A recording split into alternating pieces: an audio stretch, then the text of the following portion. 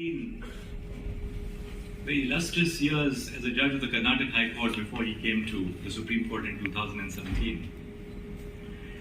Justice Nazir once told me that he was worried about his future prospects after his graduation from law college in the 1980s.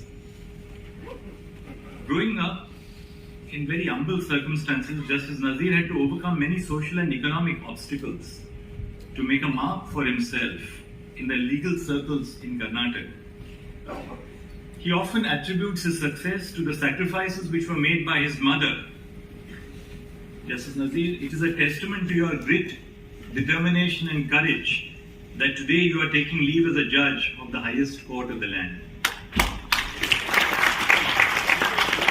To rephrase a popular adage, Justice Nazir has been here and he has done everything that a judge of the Supreme Court aspires to achieve. When he was elevated to the Supreme Court, Justice Nazir brought with him the valuable experience of judicial craftsmanship that he had gained while serving as a judge of the Karnataka High Court. His wisdom and experience are manifested through the equanimity with which he conducted his court, patiently interacted with counsel, fairly considered the merits of each argument, and courteously worked with his colleagues on the bench to find a just resolution to the disputes before him. In the Karnataka High Court, he was known as a judge who has specialized in the Code of Civil Procedure.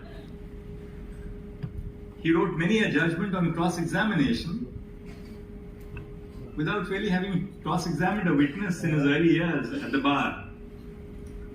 During his tenure, Justice Nazir has been a part of many landmark cases of the Supreme Court. He was part of the 9-judge bench in Puttaswamy versus Union of India, which unanimously held that the right to privacy is a fundamental right.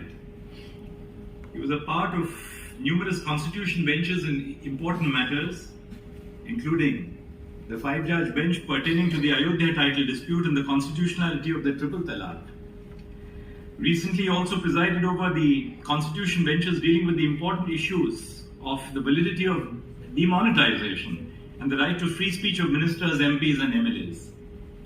Justice Nazir has also contributed immensely to the jurisprudence in various other fields of law such as administrative law, insurance, family law, land law, environmental law and motor accident claims. His tenure as a judge of the Supreme Court shows that he was a leader, not only in his knowledge of the law, but also as a colleague who offered support and encouragement to others. Justice Nazir has always put the people at the center of his judicial philosophy.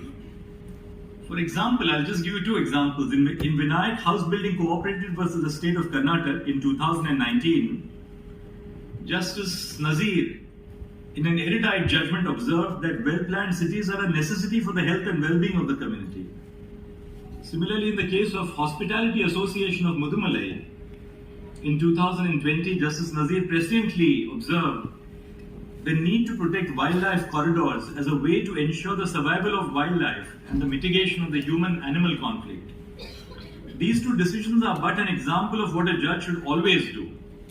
That is, to not only interpret a legal provision and lay down a rule, but to do substantive justice.